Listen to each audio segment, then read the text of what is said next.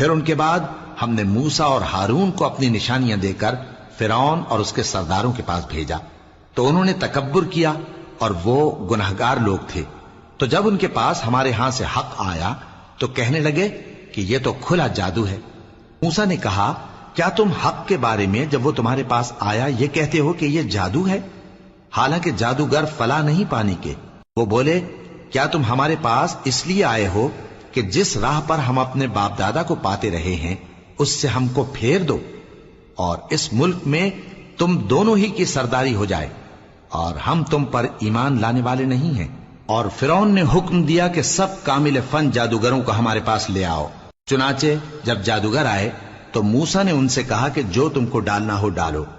پھر جب انہوں نے اپنی رسیوں اور لاٹھیوں کو ڈالا تو موسیٰ نے کہا کہ جو چیزیں تم بنا کر لائے ہو جادو ہے، اللہ اس کو ابھی نیست و نابود کر دے گا۔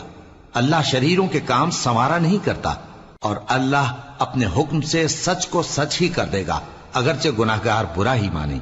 تو موسیٰ پر کوئی ایمان نہ لایا مگر اس کی قوم میں سے چند لڑکے، اور وہ بھی فرعون اور اس کے اہل دربار سے ڈرتے ڈرتے کہ کہیں وہ ان کو آفت میں نہ پھنسا دے۔ اور فرعون ملک میں متکبر تھا اور کبر و کفر میں حد سے بڑھا ہوا تھا۔ اور موسیٰ نے کہا کہ بھائیو، اگر تم اللہ پر ایمان لائے ہو تو اگر دل سے فرما بردار ہو تو اسی پر بھروسہ رکھو۔ پس وہ بولے کہ ہم اللہ ہی پر بھروسہ رکھتے ہیں۔